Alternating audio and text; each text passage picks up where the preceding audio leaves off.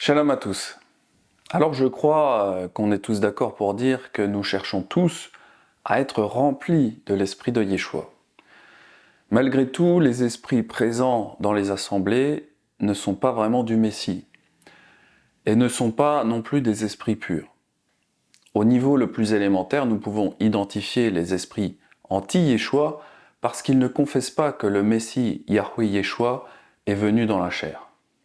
Bien-aimés, ne croyez pas à tout esprit, mais éprouvez les esprits pour voir s'ils sont d'Élohim. Car plusieurs faux prophètes sont venus dans le monde. Reconnaissez l'esprit d'Élohim à ceci. Tout esprit qui confesse Yeshua le Messie venu en chair est d'Élohim. Et tout esprit qui ne confesse pas Yeshua le Messie venu en chair n'est point d'Élohim. Or c'est là celui de l'anti-Messie dont vous avez entendu dire qu'il vient, et qui est déjà à présent dans le monde. Cependant, même parmi ceux qui confessent Yeshua avec leurs lèvres, il y a encore d'autres esprits impurs. Par exemple, l'Alliance renouvelée, c'est-à-dire le Nouveau Testament, nous prévient des dirigeants qui égareront le troupeau comme des loups sauvages, divisant le troupeau, prononçant des doctrines perverses et attirant les disciples auprès d'eux, plutôt que de chercher à garder le corps uni sous une doctrine pure. Si nous avons des yeux pour le voir, nous vivons à cette époque de grandes divisions aujourd'hui. Le corps de Yeshua est complètement divisé, et de nombreux enseignants enseignent des doctrines perverses à leur propre troupeau personnel. Prenez donc garde à vous-même et à tout le troupeau sur lequel le Saint-Esprit vous a établi gardien, pour paître l'assemblée d'Élohim qu'il a acquise par son propre sang. Car je sais qu'après mon départ, il s'introduira parmi vous des loups ravissants qui n'épargneront point le troupeau. Et qu'il s'élèvera parmi vous des hommes qui annoncent des doctrines pernicieuses, afin d'attirer les disciples après eux. Bon, maintenant, allons voir en détail le livre de l'Apocalypse au chapitre 2, verset 20. Cela nous dit qu'à l'intérieur du corps du Messie, l'une des 7 assemblées permet à une fausse prophétesse nommée Jézabel d'enseigner et de séduire les serviteurs de Yeshua à commettre l'immoralité sexuelle et à manger des choses sacrifiées aux idoles. La parole nous dit qu'une assemblée sur 7 est touchée. Cela représenterait une personne sur 7, donc environ 14% des croyants. Lisons attentivement ce passage et considérons que cela concerne 14% des croyants autour de nous. Écrit aussi à l'ange de l'assemblée de Thyatire, voici ce que dit le Fils d'Élohim, qui a les yeux comme une flamme de feu et les pieds semblables à un cuivre très fin. Je connais tes œuvres, ta charité, ton ministère, ta foi et ta patience, et je sais que tes dernières œuvres surpassent les premières. Mais j'ai quelque peu de choses contre toi, c'est que tu souffres que la femme Jézabel, qui se dit prophétesse, enseigne et séduit mes serviteurs pour les engager dans la fornication et leur faire manger des choses sacrifiées aux idoles. Et je lui ai donné du temps, afin qu'elle se repentît de sa fornication. Et elle ne s'est point repentie. Voici, je vais la jeter sur un lit de douleur, et ceux qui se livrent à l'adultère avec elle seront dans une grande affliction, s'ils ne se repentent de leurs actions. Et je ferai mourir ses enfants, et toutes les assemblées connaîtront que je suis celui qui sonde les reins et les cœurs, et je rendrai à chacun de vous selon vos œuvres. Alors ce ne serait pas correct de conclure qu'une sœur sur 7 dans le corps du Messie a un esprit de Jézabel. Cependant, nous pouvons quand même dire qu'un frère et sœur sur 7 dans le corps du Messie sera séduit par l'enseignement et la séduction de Jézabel. Alors, c'est une question des plus sérieuses, puisque dans les versets 22 et 23, Yeshua nous dit clairement qu'une personne sur 7 qui commet un adultère spirituel avec elle et qui commet de mauvaises actions sera soumise à de graves punitions. Mais alors, comment pouvons-nous être sûrs qu'il ne s'agit pas de nous? La parole nous dit que Jézabel est un esprit très commun, et qu'elle est installée dans une assemblée sur 7 environ. Et puisque les sanctions pour l'avoir acceptée parmi nous sont si sévères, nous devrions vouloir en apprendre davantage sur elle, et sur son esprit homologue, Akab. De cette façon, nous pourrons nous protéger et protéger nos proches en chassant ces mauvais esprits du milieu de nous, du milieu de nos assemblées. Pour commencer, allons voir dans les Écritures pour en savoir plus sur Jézabel et son homologue diabolique Akab. Alors dans cet enseignement, je vais prononcer à la française, vous m'en excuserez. C'est vrai que ma prononciation en hébreu n'est pas parfaite, mais les véritables noms de Jézabel et de Akab, c'est Yézabel et Arav. Alors Akab, c'était le roi du royaume du nord d'Israël, c'est-à-dire Éphraïm. Et il fit ce qui est mal aux yeux de Yahweh, plus que tous ceux qui étaient allés avant lui. Non seulement il prit pour épouse Jézabel, la Sidonienne, mais il érigea également un temple pour Baal, ou Bel, qui signifie le Seigneur. Et donc il a érigé ce temple à Samarie, et il a dressé un autel pour cette idole, et également une image en bois. Et Akab, fils d'Omri, fit ce qui est mal aux yeux de Yahweh, plus que tous ceux qui avaient été avant lui. Et comme c'eût été peu de chose pour lui d'imiter les péchés de Jéroboam, fils de Nébat, il prit pour femme Jézabel, fille d'Ethbal, roi des Sidoniens. Puis il alla et servit Baal, et se prosterna devant lui. Et il dressa un autel à Baal dans la maison de Baal, qu'il bâtit à Samarie. Et Akab fit aussi une idole d'Astarté. Et Akab fit plus encore que tous les rois d'Israël qui avaient été avant lui, pour irriter Yahweh l'Élohim d'Israël. Les érudits ne sont pas tous d'accord sur la signification du nom de Jézabel. Mais la plupart croient que Jézabel, c'est-à-dire Jézabal, signifie « où est le prince de ce monde ». Et puisque le prince de ce monde est Satan, ou Baal, même le nom de Jézabel est une invocation pour Satan. C'est pour cela que c'est peut-être bien que je le dise à la française, Jézabel, comme ça je n'invoquerai pas le nom de Satan dans cet enseignement en disant Isabelle. Par conséquent, nous ne devrions pas être surpris qu'elle ait tué tant de prophètes de Yahweh. Et lorsque Jézabel extermina les prophètes de Yahweh, Abdias prit 100 prophètes qu'il cacha, 50 par 50, dans une caverne, et il les avait nourris de pain et d'eau. Jézabel assassinera également des Israélites moyens, quand il lui déplaisait ou déplaisait à ceux qu'elle aime. Jézabel, sa femme, vint auprès de lui, et lui dit « Pourquoi as-tu l'esprit triste et ne manges-tu point ?» Il lui répondit « J'ai parlé à Naboth de Yisraël, et je lui ai dit « Cède-moi ta vigne pour de l'argent, ou si tu veux, je te donnerai une autre vigne à la place. » Mais il a dit « Je ne te donnerai pas ma vigne. » Alors Jézabel, sa femme, lui dit « Est-ce bien toi maintenant qui exerces la souveraineté sur Israël ? Lève-toi, prends de la nourriture, et que ton cœur se réjouisse. Moi, je te donnerai la vigne de Naboth de Yisraël. » Et elle écrivit au nom d'Akab des lettres qu'elle scella du sceau d'Akab, et qu'elle envoya aux anciens et aux magistrats qui habitaient avec Naboth dans sa ville. Voici ce qu'elle écrivit dans ces lettres. « Publiez un jeune, placez Naboth à la tête du peuple, et mettez en face de lui 2 méchants hommes, qui déposeront ainsi contre lui « Tu as maudit Elohim et le roi !» Puis menez-le dehors, lapidez-le, et qu'il meure. Cela nous montre que Jézabel n'hésite pas à donner de faux témoignages contre d'autres Israélites, ou même à abuser des sceaux de l'autorité de son mari. Elle n'a pas non plus de remords d'avoir manipulé son mari ou de l'avoir incité à faire le mal.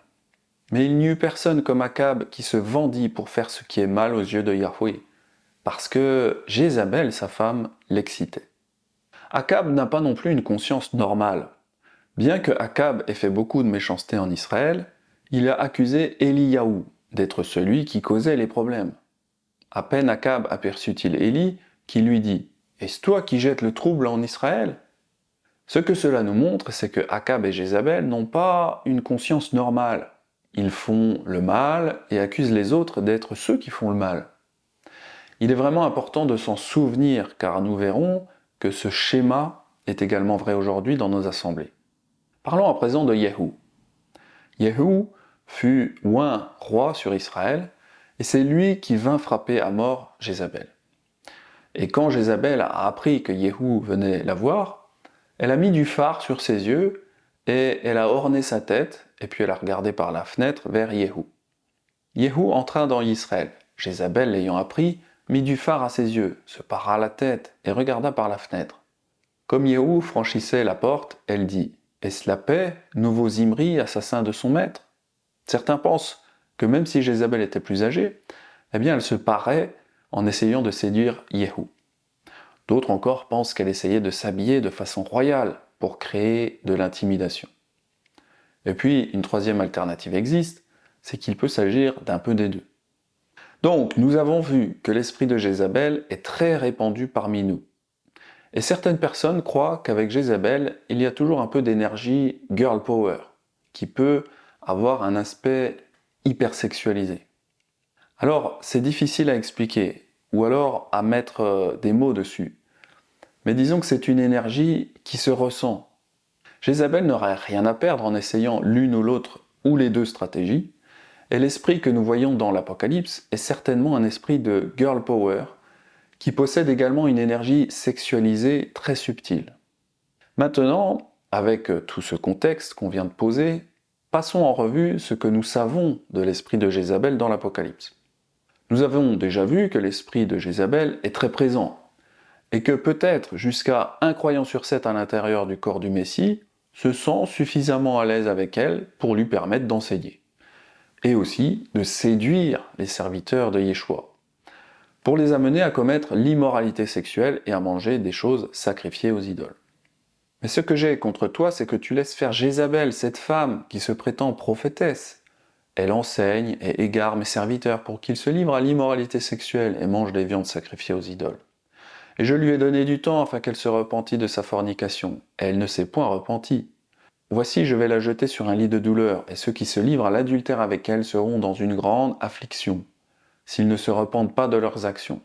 Et je ferai mourir ses enfants, et toutes les assemblées connaîtront que je suis celui qui sonde les reins et les cœurs, et je rendrai à chacun de vous selon ses œuvres. Pouvez-vous voir le girl power de Jézabel ici?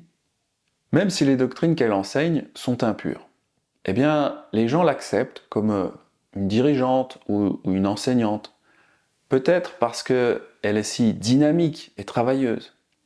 Elle se présente comme une prophétesse, ce qui, dans son cas, signifie une travailleuse fidèle et dévote de la parole. Elle est admirée par beaucoup pour ses capacités et également ses bonnes œuvres. Même si l'esprit de Jézabel n'est pas de Yeshua, eh bien cet esprit sait très bien imiter l'Esprit Saint. Et effectivement, cet esprit arrive à tromper jusqu'à 1 personne sur 7 dans les assemblées. Jézabel est peut-être d'autant plus convaincante que la sœur qui a cet esprit ne reconnaît généralement pas qu'elle a un esprit démoniaque. Et elle est donc capable de protester de manière assez convaincante qu'elle n'a pas d'esprit de Jézabel, car elle-même profondément est convaincue qu'elle n'a pas d'esprit. Nous devons aussi réaliser que les Thyatiriens apparaissent comme une assemblée modèle. Ils ont l'amour, le service, la foi, la patience et de nombreuses œuvres. Et pour cette raison, si quelqu'un devait accuser Jézabel d'avoir un mauvais esprit, eh bien elle peut se référer à ses antécédents de service et protester. Regardez mes bonnes œuvres et regardez la camaraderie que je garde. Comment peux-tu dire que j'ai un mauvais esprit? Pourtant, le fait demeure que ces œuvres ne sont pas de Yahweh, mais sont une tromperie très rusée, en fait si rusée qu'elle-même est probablement trompée. Parlons maintenant des enseignements de Jézabel. Le verset 20 nous dit que Jézabel enseigne et séduit les serviteurs de Yeshua à commettre l'immoralité sexuelle et à manger des choses sacrifiées aux idoles. La plupart des frères et sœurs penseront probablement que cela ne peut pas s'appliquer à eux, puisqu'ils ne participent pas à des orgies à l'autel, et ils n'ont pas de veau d'or dans leurs assemblées. En réalité, aucune assemblée aujourd'hui ne fait de sacrifice concret à une idole. Pourtant, puisque l'Apocalypse nous fait savoir qu'1 septième du corps du Messie est induit en erreur de cette manière, cela signifie que c'est quelque chose qui n'est pas évident. Cela doit être quelque chose de plus subtil. De plus, le livre de l'Apocalypse étant écrit dans un style très prophétique, il utilise parfois des images ou des métaphores pour nous faire comprendre quelque chose. L'immoralité sexuelle enseignée par Jézabel peut faire référence au divorce et au remariage du monde. Dans ma vidéo sur l'enseignement sur le mariage, nous avons montré que Yahweh n'autorise pas le divorce et le remariage comme pratiqué par le monde. Faire ces choses est comme de commettre l'immoralité sexuelle. Pourtant, vous avez de très nombreux ministères messianiques ou même nazaréens qui enseignent exactement la même doctrine que le monde. C'est-à-dire que le divorce et le remariage sont autorisés. à propos de la façon dont Jézabel séduit les serviteurs de Yahweh. Cela peut être une référence à l'énergie sexuelle subtile que certaines Jézabel dégagent. Cela peut également faire référence à la séduction spirituelle des brebis vers la route plus large et plus facile du christianisme dominical, avec des suggestions comme « même les chrétiens sans Torah peuvent être sauvés ». Étant donné que le vrai chemin est étroit et difficile, la perspective d'un chemin plus large et plus facile vers le salut pourrait détourner beaucoup de brebis de la foi originelle. Parlons à présent de la rébellion contre le rôle d'aide que Jézabel a en elle. Dans l'enseignement sur les rôles homme-femme, nous avions expliqué que la femme doit rester dans son rôle d'aide pour l'homme. Comment savoir si une sœur écoute l'esprit de Jézabel ? Car beaucoup de sœurs sont très capables et travailleuses. Si nous sommes prêts à l'accepter, le problème principal semble être une rébellion subconsciente contre son rôle d'assistante donné par Yahweh, et également un désir d'usurper la direction masculine. C'est-à-dire qu'une Jézabel n'est pas satisfaite de sa part de femme. Elle veut plutôt la part que Yahweh a donnée aux hommes. C'est un type de convoitise ou d'envie. Mais c'est aussi une rébellion contre ce que Yahweh a ordonné dans la Genèse, et nous le savons, la rébellion est comme le péché de divination. Car la rébellion est autant que le péché de divination, et la résistance est autant que l'idolâtrie et les téraphins. Si Shmuel dit que l'idolâtrie est autant que la rébellion, alors c'est peut-être ainsi que nous pouvons comprendre ce que dit Apocalypse, quand il est dit que Jézabel pousse à l'idolâtrie avec les viandes des idoles, qu'on ne retrouve pas aujourd'hui dans les assemblées.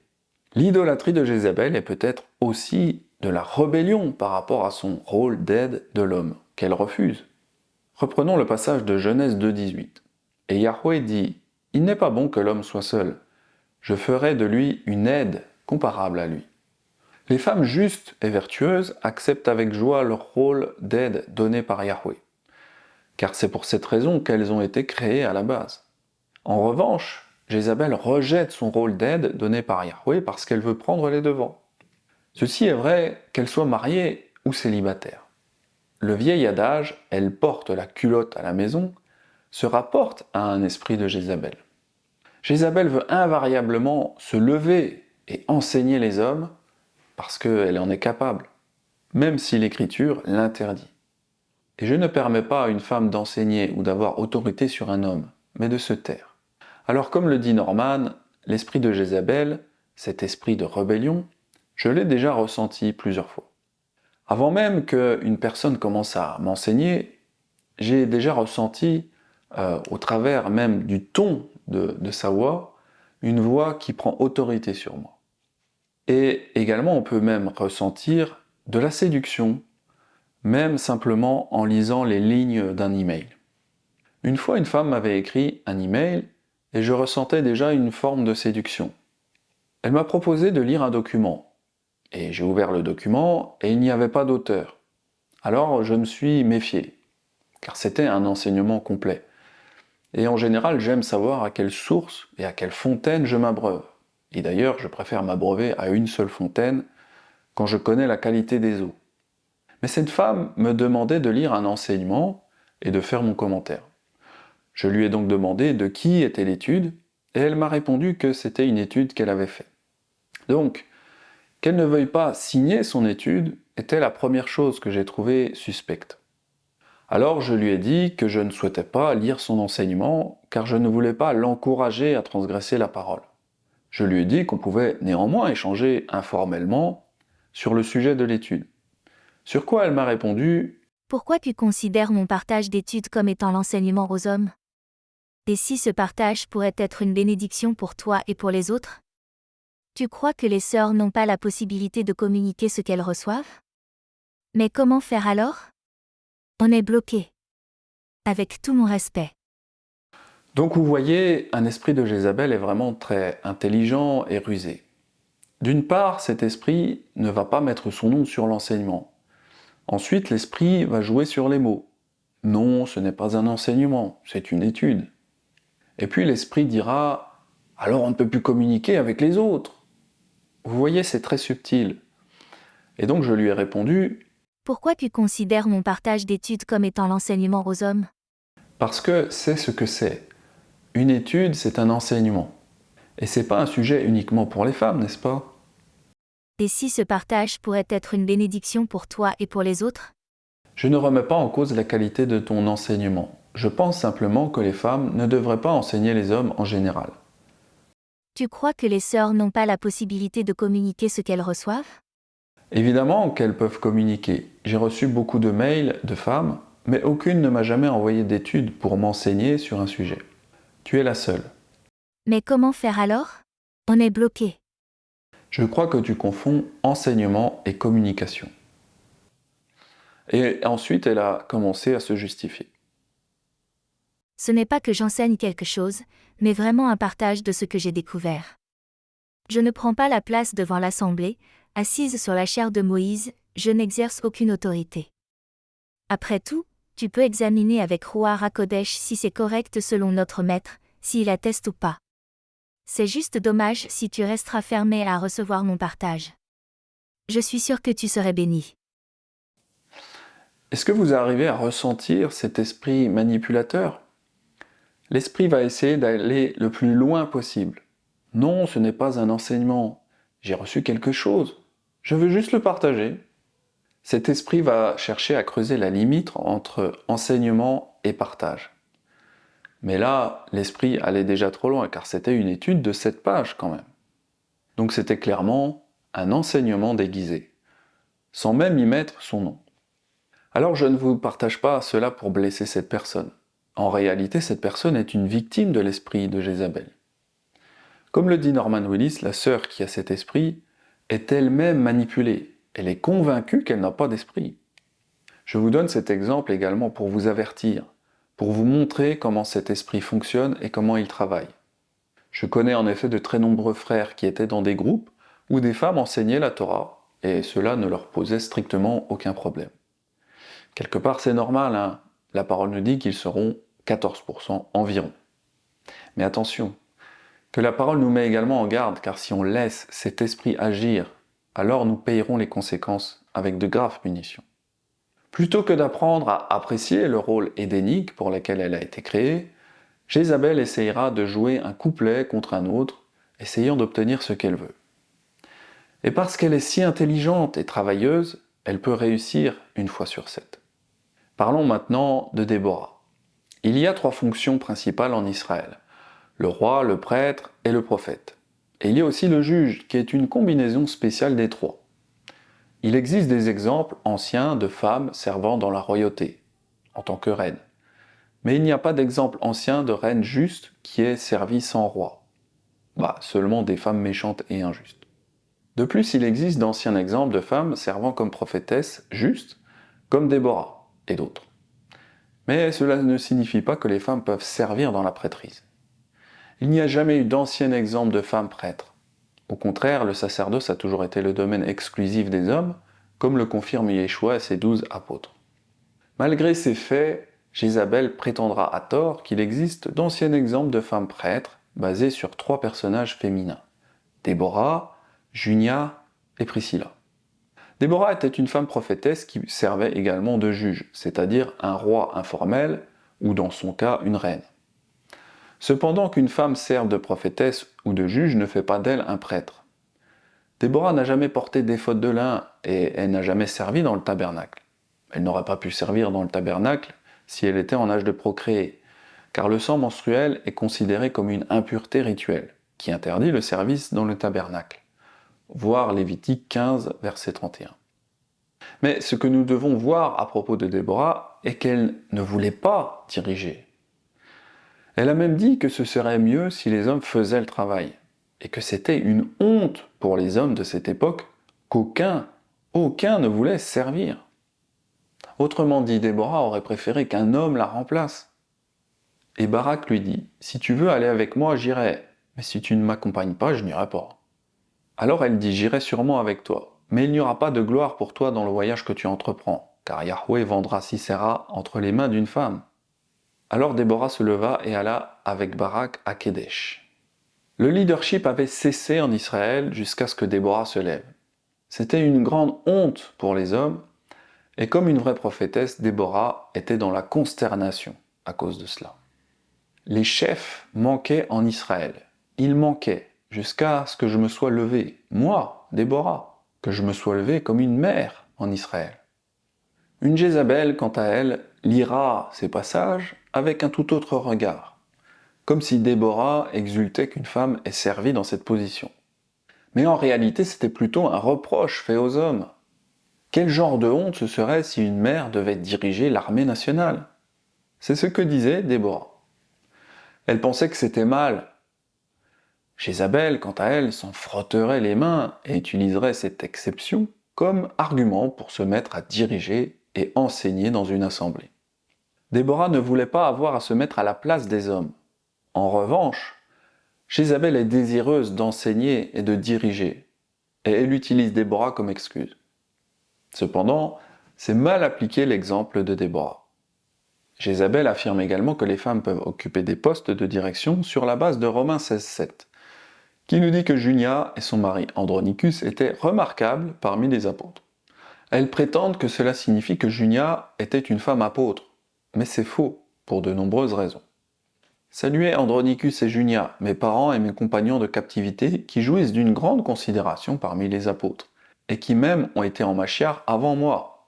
Ce passage ne dit pas exactement que Andronicus et Junias étaient des apôtres, mais plutôt qu'ils étaient reconnus parmi les apôtres. De plus, il existe un doute sur le fait que Junia était une femme. Tantôt, cela est traduit Junia, faisant penser qu'il s'agissait plutôt d'une femme. Tantôt, c'est traduit par Junias, qui serait un homme. D'autres commentateurs pensent que Junia serait l'abréviation de Junianus, qui était un prénom masculin. Enfin, il y a l'argument du silence. Si Andronicus et Junias étaient des apôtres autoritaires aussi remarquables, pourquoi n'en entendons-nous jamais parler nulle part ailleurs? Comme c'est le cas avec Timothée, Tite, Jacob, Képha, etc. Et s'il y avait eu une femme apôtre faisant autorité au 1er siècle, qui avait le pouvoir de prendre des décisions contraignantes pour le corps, Shaoul ne lui aurait-il pas donné des instructions spéciales en tant que femme? Et n'y aurait-il pas des volumes de commentaires anciens écrits sur elle? Nous savons que Junia n'aurait pas pu être apôtre au sens théologique, car Shaoul interdisait aux femmes d'enseigner. Alors pourquoi serait-elle autorisée à être apôtre théologique? Nous voyons que l'idée n'a aucun sens, mais Jézabel se battra évidemment pour cela. Parlons maintenant de Priscilla et Aquilas. L'exemple de Priscilla et Aquilas est souvent mal appliqué pour soutenir l'idée du leadership féminin également. Luc les mentionne comme une équipe mari-femme dans Acte 18. Un juif nommé Apollos, originaire d'Alexandrie, homme éloquent et versé dans les Écritures, vint à Éphèse. Il était instruit dans la voie de Yahweh et, fervent d'esprit, il annonçait et enseignait avec exactitude ce qui concerne Yeshua, bien qu'il ne connût que l'immersion de Yohanan. Il se mit à parler librement dans la synagogue. Priscilla et Aquilas, l'ayant entendu, le prirent avec eux et lui exposèrent plus exactement la voie d'Élohim. Jézabel soutient que parce que Priscilla figurait en premier dans le récit, Priscilla devait être en tête. Ceci est ensuite utilisé pour justifier le concept de femme enseignant aux hommes, ce que Shaoul interdit clairement. Je ne permets pas à la femme d'enseigner ni de prendre autorité sur l'homme, mais elle doit demeurer dans le silence. Car Adam a été formé le premier, Rava ensuite. Et ce n'est pas Adam qui a été séduit, c'est la femme qui, séduite, s'est rendue coupable de transgression. Remarquez au verset 26 que Priscilla et Aquilas ont expliqué la bonne nouvelle à Apollos en équipe. Il n'est pas dit que Priscilla a enseigné Apollos par elle-même. Parlons maintenant d'Akab. Si Jézabel veut usurper l'autorité masculine, Akab la laisse faire. Rappelez-vous qu'Akab, il n'a rien dit lorsque Jézabel, sa femme, a utilisé les instruments de sa royauté pour concocter le meurtre de Naboth. Si Jézabel excite Akab à faire le mal, Akab se laisse exciter. Il a le pouvoir de résister, mais il ne le fait pas. Mais il n'y eut personne comme Akab qui se vendit pour faire ce qui est mal aux yeux de Yahweh, parce que Jézabel, sa femme, l'excitait. Mon expérience personnelle avec Jézabel, c'est qu'elle est en effet un esprit plutôt commun, que l'on rencontre forcément tôt ou tard dans notre vie de disciple. Elle est certainement plus rare qu'une personne sur 7, Mais peut-être qu'un frère et sœur sur 7 pensent qu'elle devrait être autorisée à agir en tant que ministre dans un cadre formel. C'est-à-dire qu'ils sont d'accord avec elle en tant que chef de groupe ou enseignante. Mon meilleur conseil est de ne pas participer à de tels groupes. Lorsqu'il s'agit de Jézabel, il peut y avoir une énergie sexuelle subtile, de girl power, qui est difficile à définir. J'ai vu néanmoins beaucoup d'hommes, et notamment des dirigeants, être fortement séduits par des femmes ayant cet esprit. J'ai également remarqué que les hommes célibataires sont les plus grandes victimes de Jézabel. Lorsque vous ressentez ce genre d'énergie, priez fort contre elle. Si vous ne pouvez pas la surmonter, quittez la conversation. Jézabel utilise aussi souvent de très nombreux mots. Souvent, elle essayera d'utiliser un verset pour en contredire un autre, pour supprimer les versets qu'elle n'aime pas. Reconnaissez la nature satanique de cela. Si ces déclarations semblent déroutantes, sachez que Jézabel est un esprit babylonien, et que son objectif est de semer la confusion afin qu'elle puisse arriver à ses fins. Comprenez également que la sœur ne peut pas se rendre compte qu'elle a un esprit de Jézabel. Parlons maintenant de mes expériences avec Akab. J'étais dans le passé dans une assemblée et certaines femmes enseignaient parfois. J'ai été personnellement séduit par cette idée et par les enseignements intéressants de ses sœurs. Un des enseignants m'a dit qu'il autorisait les femmes à enseigner car c'était une astuce pour provoquer les autres hommes dans l'assemblée pour qu'ils se mettent à enseigner eux-mêmes, car les hommes n'étaient pas très actifs.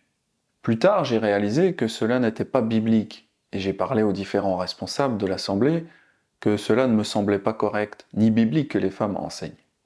Mais ils n'ont pas eu l'air de comprendre que c'était assez grave. Quand une des femmes de l'assemblée a commencé sérieusement à faire des enseignements, alors je suis parti. Même si je suis parti pour d'autres raisons, c'était une coïncidence que je sois parti au moment où la femme a vraiment eu cette liberté donnée par les esprits d'Akab. Norman Willis parle aussi de ses expériences avec Akab. Une fois, Norman a eu un frère avec l'esprit d'Akab qui s'est vanté d'avoir conseillé 2 jeunes femmes. Cet homme expliquait que pour s'en sortir avec leur mari, il fallait retenir leur moment intime jusqu'à ce qu'elles obtiennent ce qu'elles veulent. Et également en donnant à leur mari plus et mieux dans l'intimité, alors elles obtiendraient ce qu'elles voulaient. C'était un esprit d'Akab qui encourage Jézabel. Mais comme pour Jézabel, cet homme ne se rendait probablement pas compte qu'il avait cet esprit. Le mariage est dépendant de cet aspect des 2 moitiés complémentaires qui se réunissent pour être une seule chair, et partagent leur vie ensemble de manière à être au service du royaume de Yeshua. Chaque fois qu'un partenaire conjugal se refuse à son partenaire, ce n'est pas bon. Et un homme ne devrait jamais encourager une femme à se retenir pour arriver à ses fins. En fait, il devrait conseiller exactement le contraire. Toutefois, pour éviter l'impudicité, que chacun ait sa femme et que chaque femme ait son mari. Que le mari rende à sa femme ce qu'il lui doit, et que la femme agisse de même envers son mari. La femme n'a pas autorité sur son propre corps, mais c'est le mari. Et pareillement, le mari n'a pas autorité sur son propre corps, mais c'est la femme. Ne vous privez point l'un de l'autre, si ce n'est d'un commun accord pour un temps, afin de vaquer à la prière, puis retournez ensemble, de peur que Satan ne vous tente par votre incontinence. Akab et Jézabel sont souvent narcissiques à l'extrême. Un narcissique est quelqu'un avec des problèmes d'orgueil si extrêmes qu'il ne peut pas admettre qu'il a des défauts, même lorsqu'ils lui sont clairement signalés dans l'amour du prochain. Autrement dit, un narcissique n'est pas brisé et n'est pas soumis à Yeshua.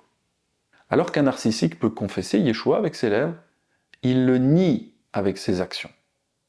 Il pratique également des doctrines différentes de celles enseignées par Yeshua. La prière est la chose la plus puissante que nous puissions faire. Il est donc bon de prier pour un narcissique. Aussi bien intentionnés que nous soyons, nous ne devons pas nous attendre à les changer. Car les narcissiques n'ont pas une conscience normale. Ils ne croient pas qu'ils peuvent se tromper. Et donc ils n'écoutent pas vraiment quand vous essayez d'expliquer. Ils sont comme les gens qui n'écoutent que pour trouver des brèches dans votre argumentation à travers lesquelles ils peuvent pousser leur prochain assaut. Priez sincèrement pour les narcissiques, mais ne vous attendez pas à pouvoir les changer. Ça, c'est le travail d'Elohim. Si quelqu'un n'écoute pas, il ne sert à rien de lancer vos perles. Vous ne ferez que perdre du temps ou même vous blesser. Ne donnez pas ce qui est sain aux chiens, ni ne jetez vos perles devant les pourceaux de peur qu'ils ne les foulent à leurs pieds et que, se retournant, il ne vous déchire. Jézabel et Akab ont des consciences dysfonctionnelles. Ils ont des esprits potentiellement meurtriers et n'hésitent pas à mentir. Ils recherchent des postes de pouvoir, d'influence et de leadership. Environ un frère et sœur sur 7 les acceptent. Celui qui a des oreilles, qu'il entende. Voilà, merci d'avoir suivi cet enseignement. Il s'agit du cours de Norman Willis, The Akab and Jezebel Spirits. Je vous dis à très très vite pour de prochains enseignements nazaréens. C'était Benjamin. Shalom.